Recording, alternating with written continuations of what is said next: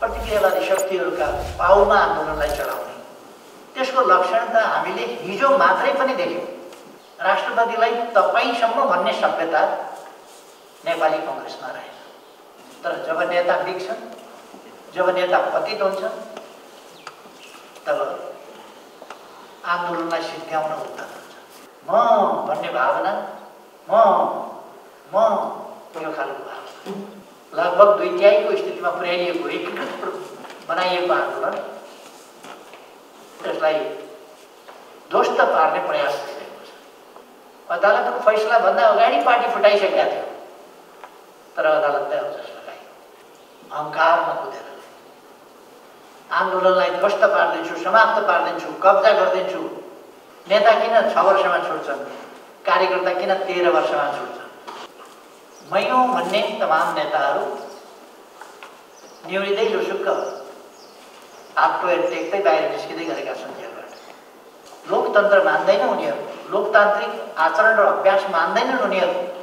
मयूरका प्वाख जडेर मयूर भएको नकल गर्दै स्वाङ पार्दै आज जनताका छोराछोरी सम्मानित पदमा पुगे भने त्यो सम्मान गर्नु हुँदैन भन्ने ठान्छ।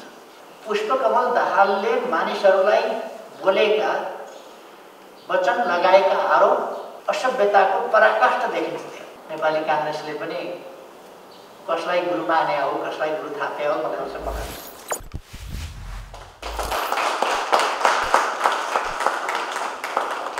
हामी सबैले चिनेका अत्यन्तै विनम्र, देश र जनताप्रति निष्ठा साथ समर्पित एउटा सङ्घर्षशील व्यक्तित्व, जो कठिनाइका क्षणहरूमा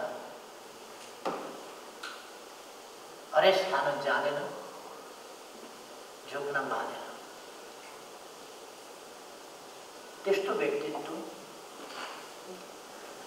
जसले आफू भलेर अरूलाई प्रकाश दिइरह्यो, त्यस्तो व्यक्तित्वको पहिलो वार्षिकी मनाउने एउटा दुःखद स्थितिमा यहाँ जम्मा भएका छौँ। तर यो प्रकृति यस्तो छ जहाँ सबै जीवितको आयु हुन्छ। मानिस, पशुपक्षी, चराचुरुङ्गी, कीटपतंग या जोसुकै होस्, हरेक जीवित तत्त्वको आयु हुन्छ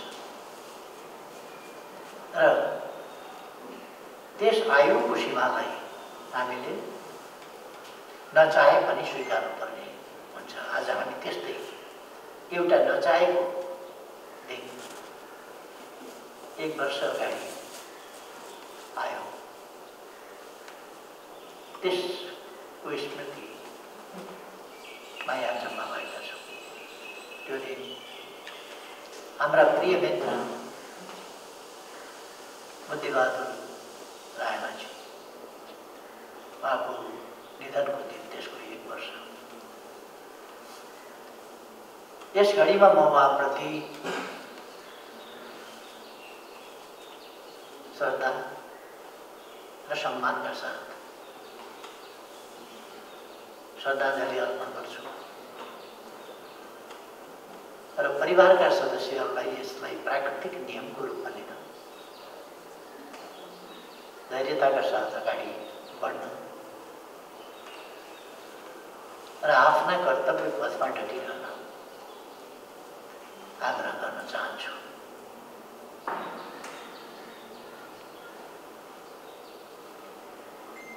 म पनि धेरै लामो समय लिएर बोल्ने इच्छा गरिरहेको छैन। संक्षिप्तमा केही कुराहरू राख्न चाहन्छु। उहाँको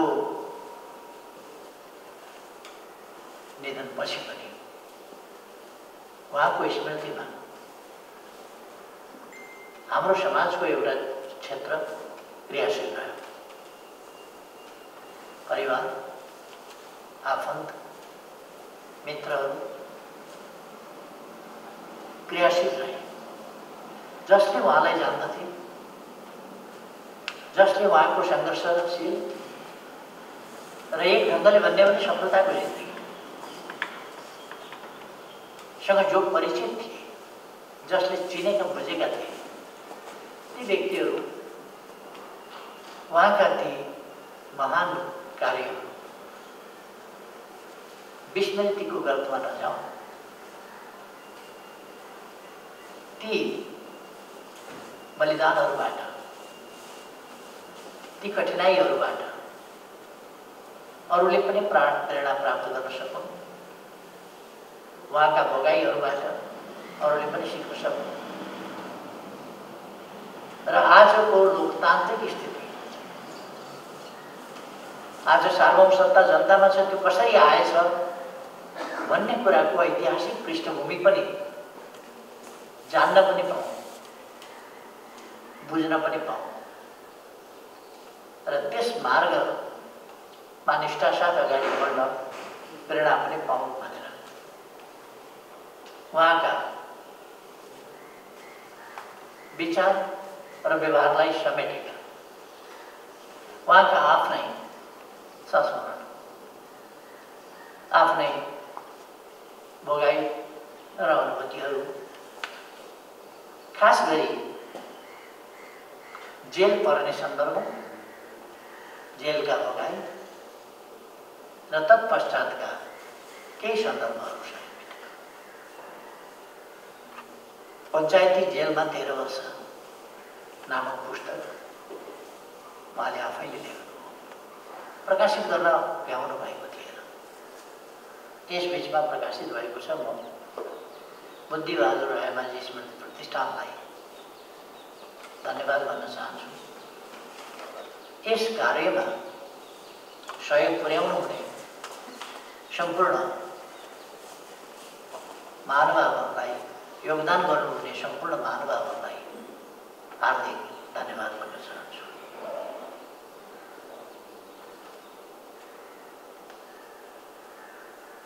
एउटा सङ्घर्षको यात्राको क्रममा, समाज परिवर्तनको यात्राको क्रममा बुद्धिबहादुर रायमाझीजी लगायत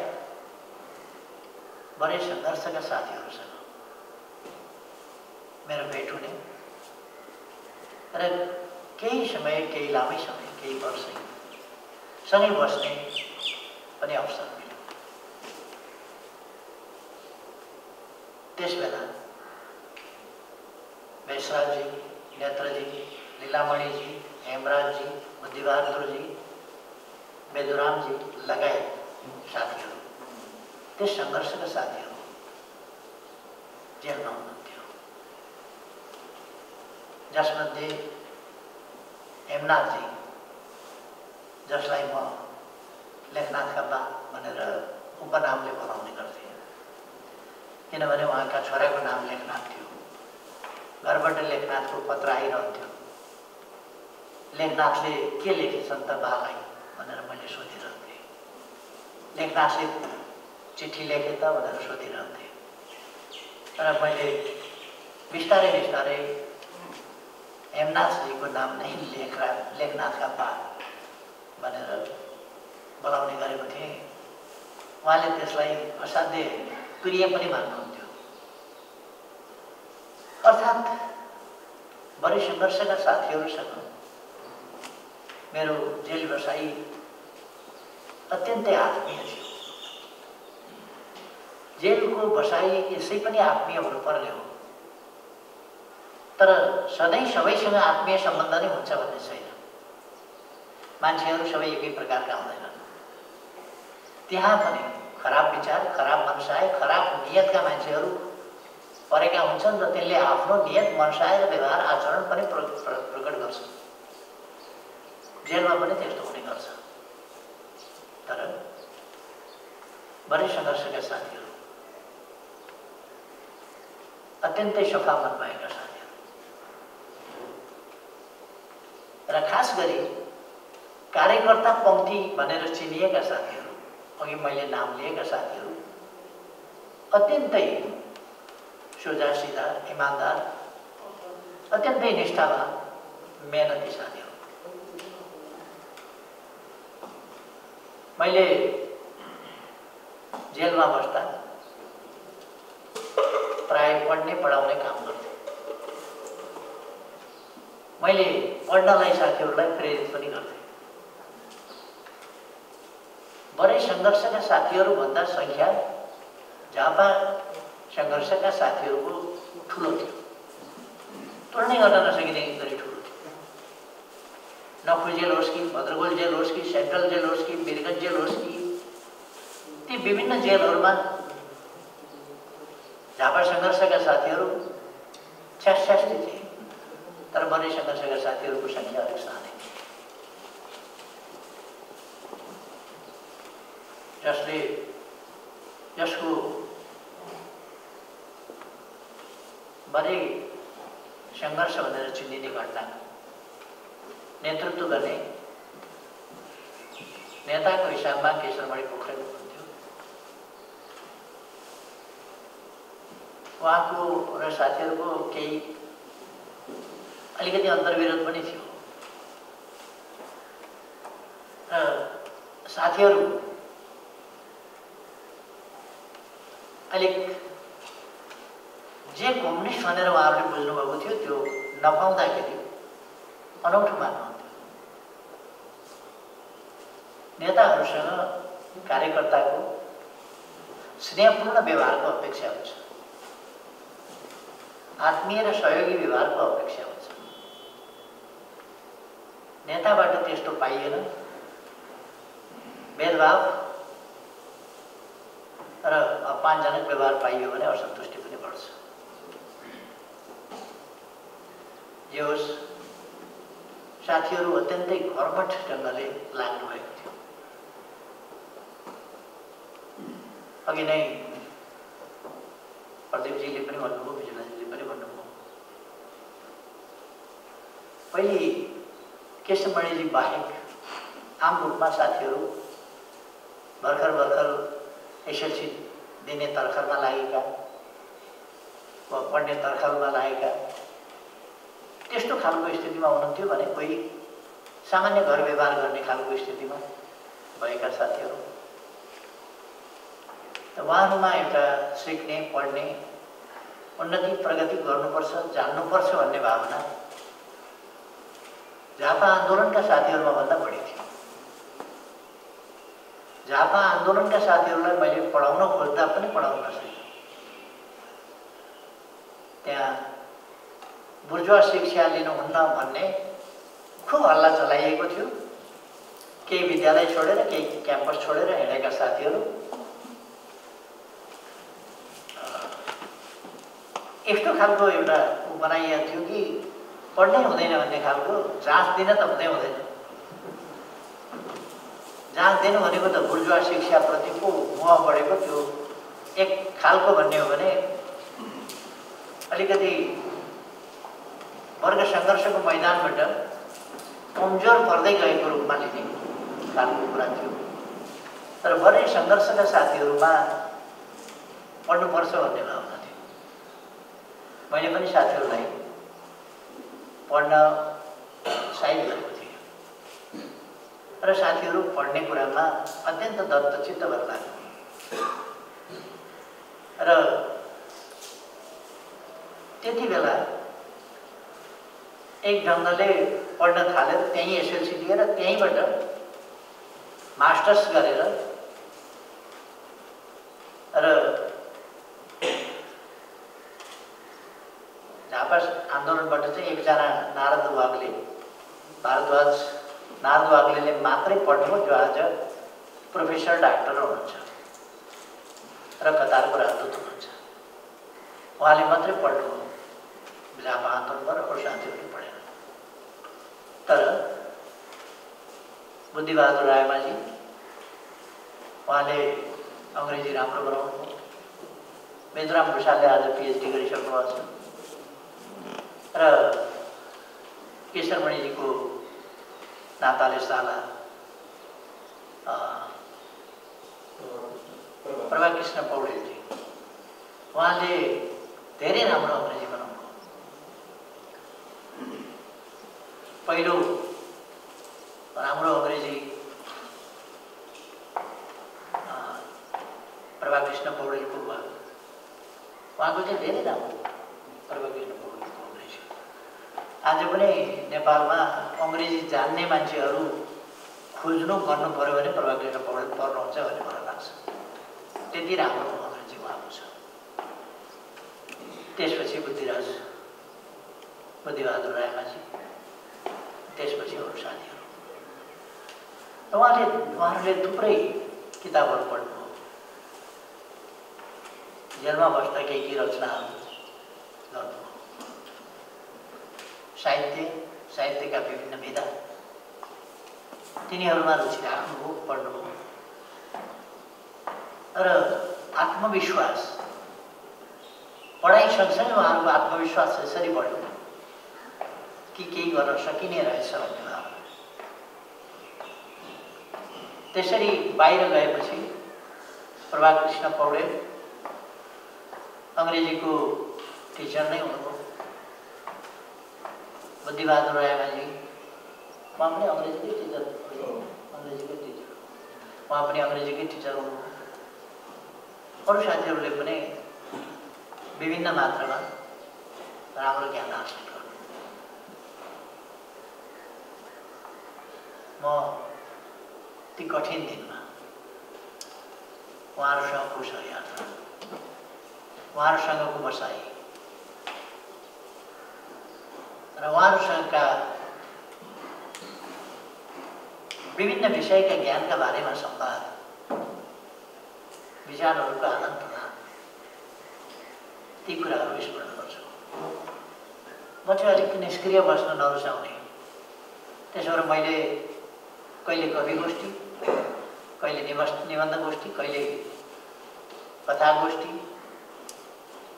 र यस्ता कथा वाचनहरू, निबन्ध वाचनहरू, यस्ता कार्यक्रमहरू पनि राखिरहन्थ्यौँ। र यसमा हामी सहभागी पनि भइरहन्थ्यौँ। र जेलमा कहिले सेलरोटी खाने कार्यक्रम, कहिले खिर खाने कार्यक्रम। किन खिर खानु भनेको ठुलो कुरा हो। किन त्यहाँ 1.5 माना उसिनेको चामल, त्यो पनि यति पुरानो, यति कुहेको, ठसठस गराउने र आधा चामल कालो भएको हुन्थ्यो। त्यस्तो चामल र 75 पैसा जम्मा दिन्थ्यो। दाउरा किन्ने पनि त्यही 75 पैसा ल्याऊ। दाल किन्ने, सब्जी किन्ने, तरकारी किन्ने, तेल मसला किन्ने, जिरा मरिच किन्ने, लसुन प्याज किन्ने, दन्त भञ्जन किन्ने, ब्रस किन्ने, साबुन किन्ने, खुट्टामा लाउन चप्पल किन्ने। त्यहाँ साधारणतया जुत्ताको परिकल्पना गरिँदैन।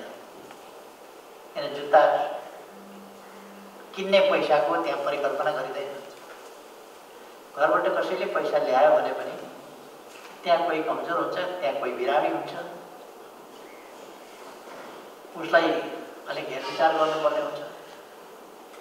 कोही धेरै कमजोर भएको हुन्छ, उसलाई अलिक न्यानो कपडाको प्रबन्ध गरिदिनु पर्ने हुन्छ। यस्ता खालका समस्याहरू पनि हुन्छ। त्यसकारण अलिकति मिठो मसिनो खाने, मासु खाने भनेको त अचम्म हुन्थ्यो।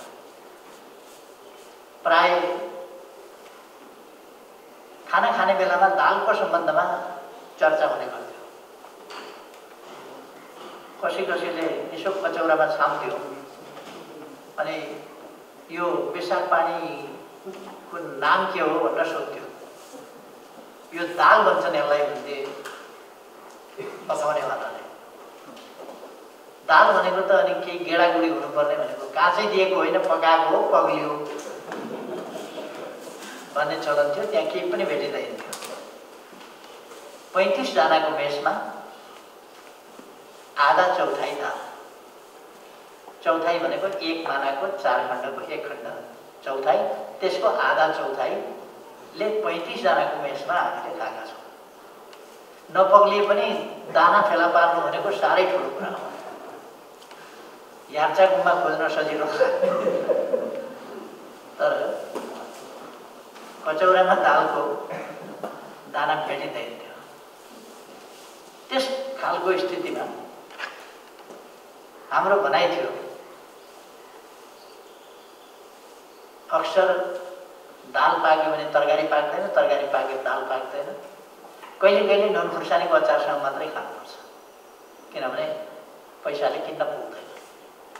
तरकारी भयो भने कति पानी हाल्ने भन्नेमा पिडोला पिडोला पानी, घुँडा घुँडा पानी, कम्मर कम्मर पानी, घाँटी घाँटी पानी भन्ने थियो। थोरै सब्जी छ र चुर्लुम्मै हालियो भने त्यसलाई घाँटी घाँटी भन्यो, अलिक कम हालियो भने कम्मर कम्मर पानी भन्ने भयो, अलिक तल भयो भने घुँडा घुँडा भन्ने, अलिक तल भने पिडोला पिडोला भन्ने थियो। अलिक थोरै पानी भयो भने अथवा त्यो पानीभन्दा फरक नपर्ने खालको भएको हुनाले नपाई पनि त्यस्तै कुरो तर्दाको नपाई जस्तो नपाएका कुरा हुन्थे। त्यस्तै दिनमा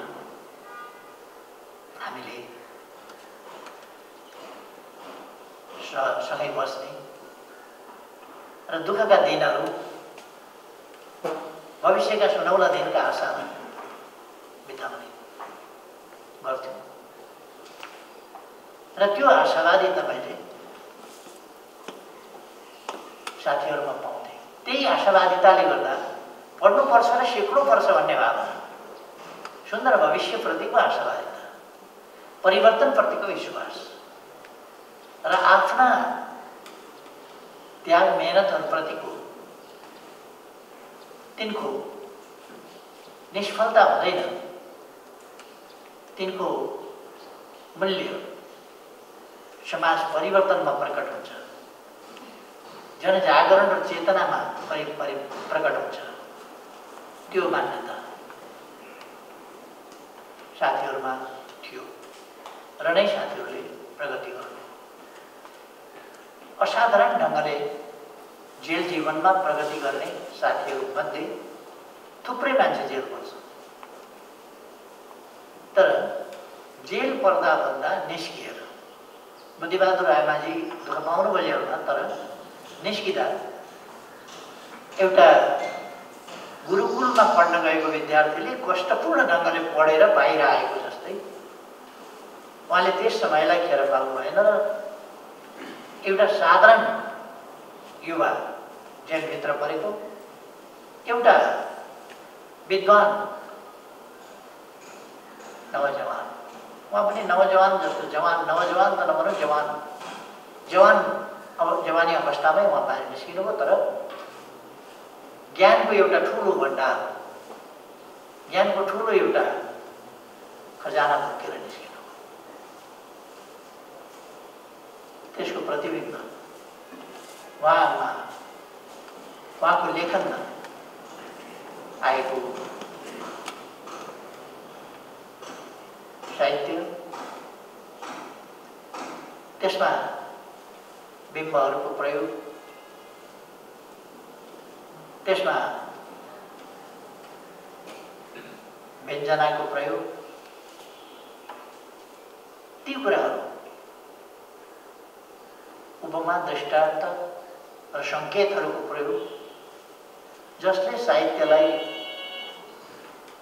उत्कृष्ट बनाउन मद्दत गर्छ, रोचक बनाउन मद्दत गर्छ र साहित्यको ग्राह्यता बढाउँछ, साहित्यप्रतिको रुचि बढाउँछ, त्यसप्रतिको आकर्षण बढाउँछ, त्यसले साहित्यमा मिठास ल्याउँछ। त्यो कुरा उहाँको साहित्यमा देख्न सकिन्छ। सायद त्यस बेला उहाँले के को मासुको कुरा गर्नुभयो त्यो थाहा छैन, तर उहाँको लेखाइले के भन्छ भने काठमाडौँको प्रसिद्ध के मासु गरे, काठमाडौँको लोकप्रिय मासु, काठमाडौँको लोकप्रिय मासु भनेको पक्कै पनि पवित्र मासु नै होला। अब सम्भवतः उहाँ छेत्रीको छोरो गाउँमा खाने चलन थिएन होला, खाएको थिएन होला। काठमाडौँको लोकप्रिय मासु ब्राह्मण साथीहरूसँग बसेर, अरू साथीहरूसँग बसेर खाएको थिएन होला। काठमाडौँमा उहाँले के को मासु खानुभयो, तर जे को खायो भने उहाँले काठमाडौँको लोकप्रिय मासु भन्नुभयो। त्यसले एउटा साङ्केतिक भाषा भनेको छ। जसले सङ्केत गरेको छ।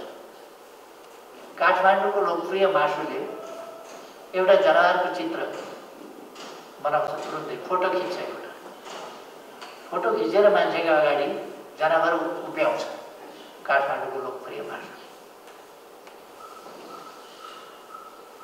यस्तै थुप्रै कुराहरूमा उहाँले बिम्बहरूको दृष्टान्त उपमाहरूको प्रयोग गर्नुभएको छ। र जेल बसाइका अघि सञ्चालक मित्रले थुप्रै अंशहरू पढेर सुनाउनु। जेल बसाइका भोगाईहरू गिरफ्तार हुनुभन्दा अगाडि र गिरफ्तार हुनुभन्दा पछि मान्छे कसरी प्रलोभनमा पर्छन्, कसरी बिग्रिन्छन्, साथीहरूले कसरी धोका दिन्छन्, कसरी गिरफ्तार गराउँछन्, के गर्छन्। यो मिर्जाफर मीर कासिमहरू उहिले एक जमानामा अङ्ग्रेज बङ्गाल आइपुग्दा मात्रै त्यो प्रसङ्ग पनि अलिकति त्यस्तो प्रसङ्ग पनि यस पुस्तिकामा आएको छ। र आन्दोलनका कठिन दिनहरूमा आउनु एउटा कुरा थियो, तर आजको सहज परिस्थितिमा पनि ती कठिन दिनका भोगाईहरू त्यस युगमा र त्यसभन्दा अगाडि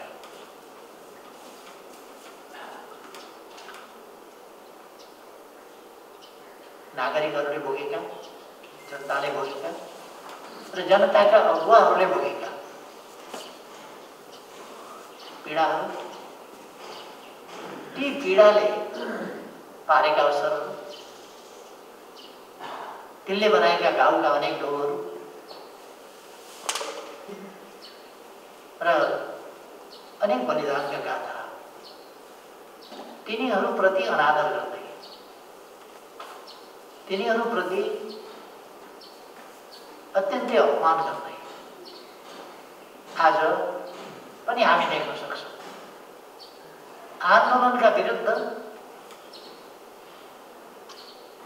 इतिहासमा कहीँ नदेखिएको अत्यन्तै भद्दा, नग्न, विवत्स कुरूपताको पनि हद विवत्स, अनुशासनहीनताको, अराजकताको र विपक्षीसँग मिलेर, विरोधीहरूसँग मिलेर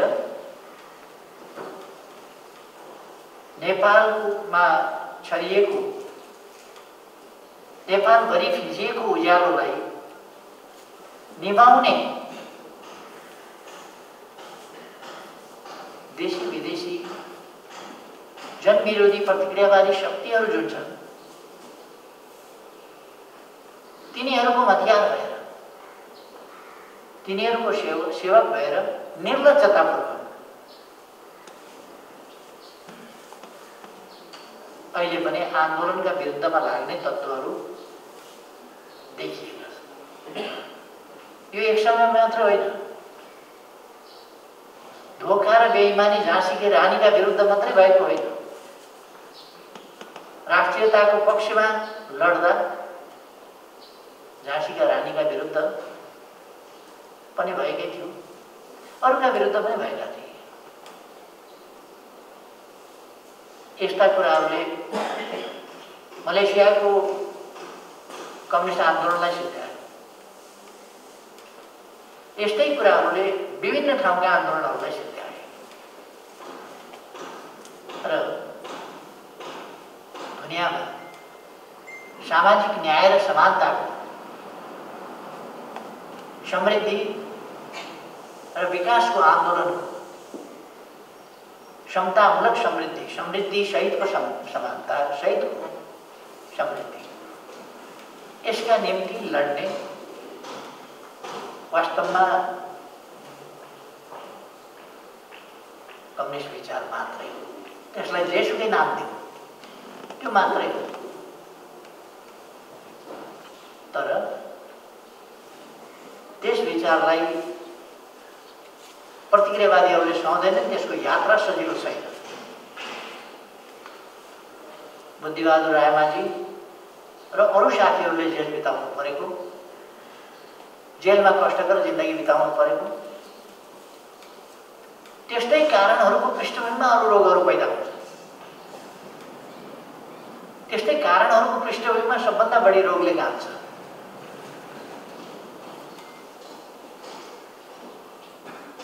मेरो शरीरमा हेऱ्यो भने हातमा पनि नचिरेको ठाउँ छैन, खुट्टामा पनि नचिरेको ठाउँ छैन, पेटमा त त्यो रेखी हालेर त्यो के जाने बनाउँछ नि, त्यो पूजा गर्दाखेरि त्यो बनाउँछ नि, त्यस्तै काटेर चिरेका, यताबाट चिरेका र उताबाट चिरेका दागै दागले गरिएको छ। किन त्यति धेरै बिरामी हुनु पर्यो, किन त्यति धेरै अपरेसन हुनु पर्यो, किन त्यति धेरै काटकुट गर्नु पर्यो, किन त्यति धेरै सिलाउनु पर्यो? त्यही पृष्ठभूमिको कारण। कमजोर भएपछि एउटा अर्को अर्को अर्को रोगले सताउने मौका पाउँछ, त्यसका विरुद्धको प्रतिरोध क्षमता कमजोर हुन्छ र मान्छे अल्पायुमै बुढिने, रोगी हुने अथवा इहलीला समाप्त हुने त्यो स्थितिमा छ। त्यो हुँदै आयो, त्यो पीडा हुँदै आयो र हामीले ती पीडाहरू बिर्सिनु पर्दैन। हामीभन्दा पछिको पुस्ताले पनि बिर्सिनु हुँदैन, त्यसै कारण यो पुस्तक आएको छ, यस्ता पुस्तकहरू आएका छन्, बिर्सिनु हुँदैन। हामीले हामीभन्दा अगाडिका अग्रजहरूका, हाम्रा पूर्वजहरूका, हाम्रा अग्रजहरूका योगदान, सङ्घर्ष, बलिदान र पीडाहरूलाई बिर्सिनु हुँदैन र इमानमा तलमाथि फरक हुँदैन। तर आज इमान छोड्नु, अहङ्कारी हुनु, अहङ्कारका पछि कुद्नु, म भन्ने भावना, म यो खालको भावना, यस भावनाबाट आक्रान्त बिमारी हुनु, यो कुराले आज नेपालको यति माथि पुर्याइएको, यस्तो प्रतिकूल अन्तर्राष्ट्रिय परिस्थितिमा यति माथि पुर्याइएको आन्दोलन, लगभग 2/3 स्थितिमा पुर्याइएको, एकीकृत बनाइएको आन्दोलन, त्यसलाई ध्वस्त पार्ने प्रयास गरिरहेको छ। त्यसलाई फुटाइयो, अदालतलाई अब्जस लगाइयो। अदालतको फैसला भन्दा अगाडि पार्टी फुटाइसकेका थियो, तर अदालतले अब्जस लगाइयो। अदालतले अर्काका नाममा दर्ता गरेको हुनाले दर्ता खारिज भयो, 15 दिनभित्र अर्को नाममा दर्ता गर्न आऊ भनेको थियो, पार्टी फुटाएको थियो। अर्को नाममा दर्ता गर्न नगएर अनि दर्ता गर्ने कुरा सुन्नै नमानेर अहङ्कारमा कुदेर आन्दोलनलाई ध्वस्त पार्दिन्छु, समाप्त पार्दिन्छु, कब्जा गरिदिन्छु भन्दै प्रतिक्रियावादी शक्तिहरूका पाउमा आन्दोलनलाई चढाउने, त्यसको लक्षण त हामीले हिजो मात्रै पनि देख्यौँ। जुन दलसँग प्रतिस्पर्धा गरियो त्यही दलको, आफ्नो दलको सरकार गिराएर जोसँग प्रतिस्पर्धा गरियो र गर्नु छ फेरि पनि उही दलको नेतालाई प्रधानमन्त्री बनाएर अनुशासन तोडेर पार्टी निर्णय गरिरहनु पर्दैन त्यस्ता कुरामा। यसै पनि यो बुझेको कुरा हो। सामान्य कार्यकर्ताले बुझेको कुरा नेताले बुझ्दैन भन्ने होइन। तर जब नेता बिग्छन्, जब नेता पतित हुन्छ, तब आन्दोलनलाई सिद्ध्याउन उद्यत हुन्छ। यो हामीले यस्ता कुराहरू अरू ठाउँमा पनि देखेका छौँ। त्यसै कारण आन्दोलन विभिन्न ठाउँमा कमजोर भएको छ। त्यस्तै बुद्धिका नेताहरूले आज यस घडीमा म भन्न चाहन्छु, बुद्धिबहादुर रायमाझी लगायत जेलमा यातनापूर्ण ढङ्गले बसेर सङ्घर्षका मैदानमा डटेर कोही किन अगाडि नै छुट्छन्, नेता किन अगाडि नै छुट्छन्, कार्यकर्ता किन पछि मात्रै छुट्छन्, नेता किन 6 वर्षमा छुट्छन्, कार्यकर्ता किन 13 वर्षमा छुट्छन्। झुक्ने हो भने छुट्न सजिलो हुन्छ, छुट्ने ढोका होचो हुन्छ। त्यसबाट यसो निहुरेर पुत्त जान खोज्यो भनेदेखि सजिलै जान सकिन्छ। ढोकै खोज्नुपर्छ, झुक्दिन भन्ने हो भने त्यो कठिन छ। मैले नेपालको इतिहासमा देखेको छु, राजनीतिक आन्दोलनको इतिहासमा देखेको छु, मै हुँ भन्ने तमाम नेताहरू निहुरिँदै लुसुक्क हात टेक्दै बाहिर निस्किँदै गरेका छन् जेलबाट। निहुरिँदै झुक्दै कागज गर्दै राजा व्यवस्था मान्छु भन्दै छुटेका छन् र जो छुटेनन् त्यसले लामो समय व्यतीत गर्नुपर्छ। जो झुकेनन् ती, जसले निहुरिएर कुनै अवाञ्छित पालबाट छिरेर म जान्न, म ढोका खोलेर जान्छु जसले भन्न, तिनीहरू कष्टपूर्ण ढङ्गले लामो समय जेलमा बसेका छन्। बुद्धिबहादुर रायमाझी लगायतका साथीहरूले 13 वर्ष किन बस्नु, मुद्दा सिद्धिएपछि पनि किन बस्नु, उहाँहरूलाई नै मुद्दा बढी लामो समय किन लाग्ने। साधारण कार्यकर्ता हुनुहुन्थ्यो, गिरफ्तार गरिएका बेला भर्खरै राजनीतिमा लागेका साधारण कार्यकर्ता हुनुहुन्थ्यो। तर किन उहाँहरूमाथि त्यत्रो निर्मम दमन गर्नुभयो? स्वाभिमानपूर्वक अडिने भएको हुनाले त्यो स्वाभिमानलाई झुकाउनका लागि त्यत्रो दमन गरिएको थियो उहाँहरूमाथि।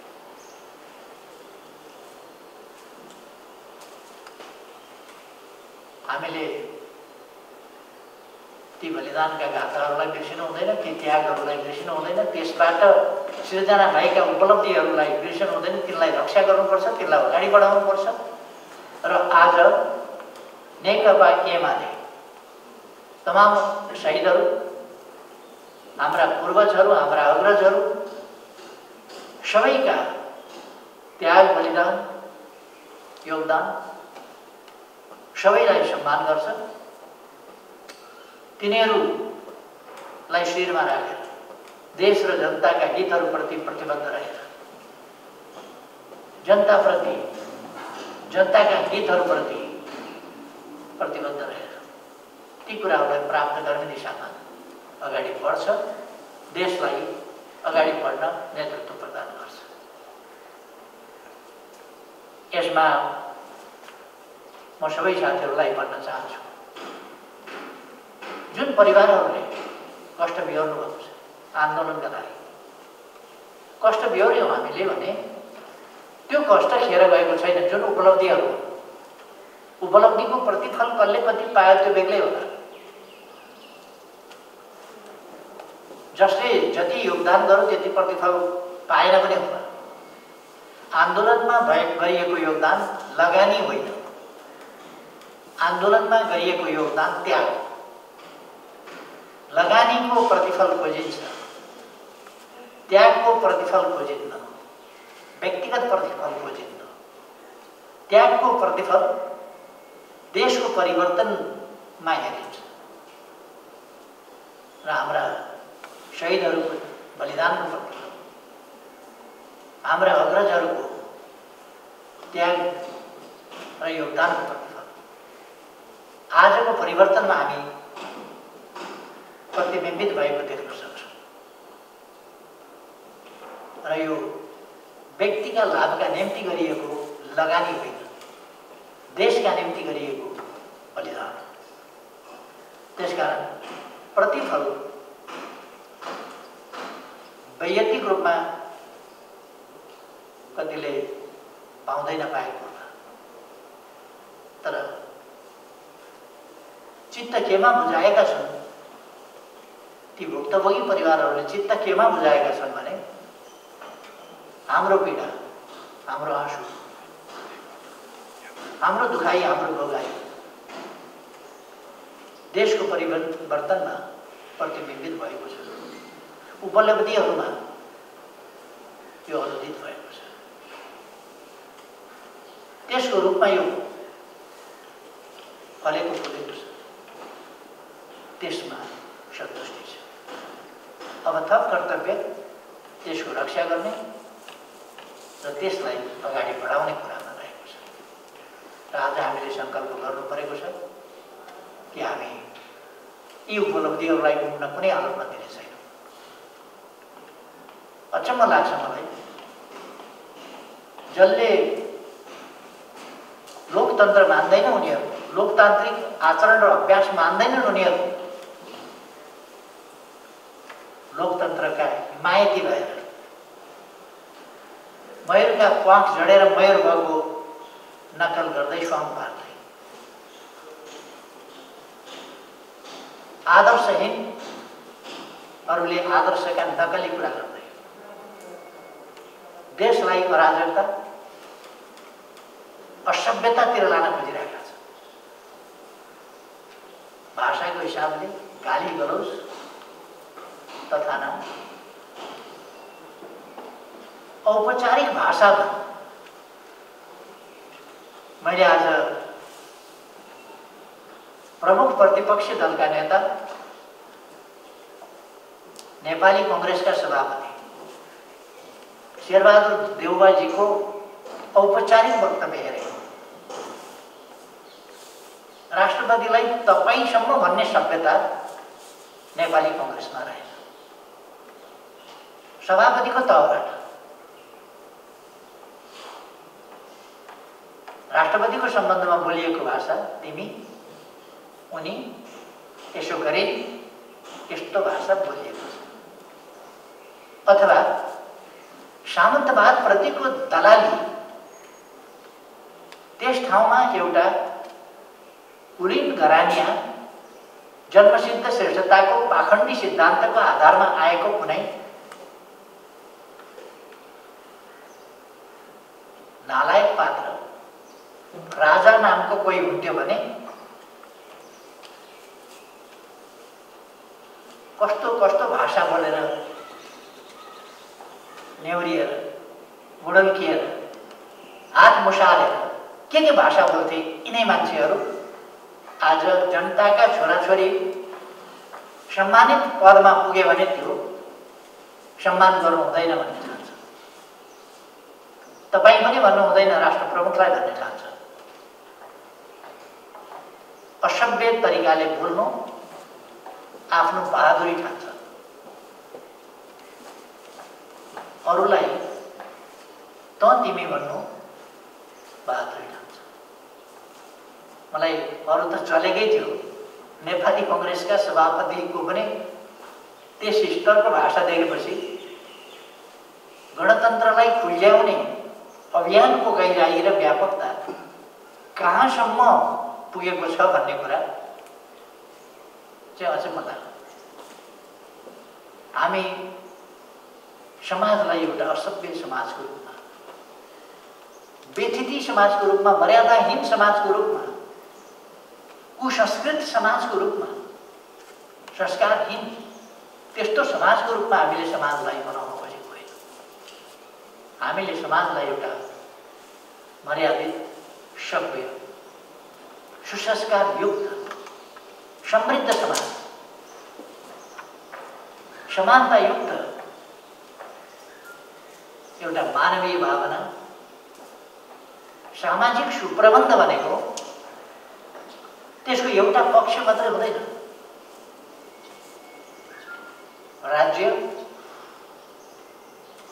राज्यका सङ्घ संस्थाहरू, विभिन्न निकायहरू, अन्य गैर राज्य सङ्घ संस्थाहरू र सिङ्गै समाज अर्थात् सिङ्गै नागरिक समाज, यो सबैलाई हामीले सभ्य, मर्यादित, आधुनिक, सुसंस्कारयुक्त समाज बनाउनुपर्छ। हामीले चाहेको त्यो, हामीले गरेको बलिदान थियो। समाजलाई हामी विकृत असभ्य बनाउन चाहँदैन। हाम्रो भाषा अङ्ग्रेजी पनि होइन, जहाँ हजुरबालाई पनि तिमी भनिन्छ, यु भन्ने हो, नातिलाई पनि यु भन्ने हो। तर हाम्रोमा ठुलालाई आदरार्थी, सानालाई स्नेहार्थी। स्नेह जनाउने सानालाई, स्नेह गर्ने सानालाई, आदर सम्मान गर्ने आफूभन्दा माथिलाई, ठुलालाई। त्यस प्रकारको हाम्रो मर्यादा, असभ्यता हाम्रो संस्कृति होइन। तर अहिले पोलिटिकल्ली हेर्ने हो भने पुष्पकमल दाहालले मानिसहरूलाई बोलेका, वचन लगाएका आरोप यी करिब 63 सालदेखि यी 15 वर्षका आरोप, गाली गलौजका भाषाहरू हेर्ने हो भने यति गम्भीर आरोपहरू लगाएको छ मान्छेहरूलाई। असभ्यताको पराकाष्ठ देखिन्छ त्यहाँ, संस्कारहीनताको पराकाष्ठ देखिन्छ त्यहाँ। अब अहिलेको राजनीति त नेपाली काङ्ग्रेसले पनि कसलाई गुरु माने हो, कसलाई गुरु थापे हो बताउँछ मलाई।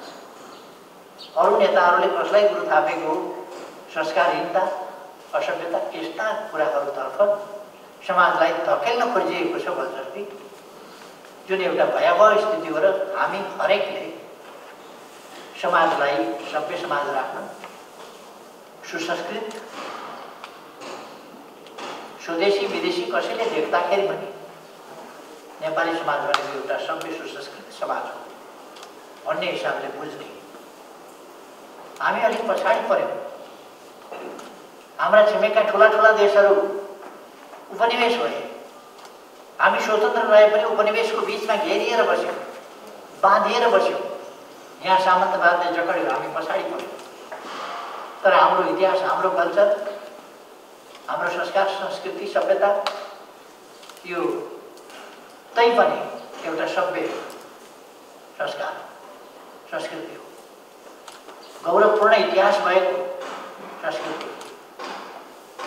त्यस दिशामा हामीले फेरि पनि ध्यान दिनुपर्छ भन्ने मलाई लाग्छ। अब अहिले मैले अरू धेरै भन्ने भन्दा पनि म सबै साथीहरूलाई धन्यवाद भन्न चाहन्छु।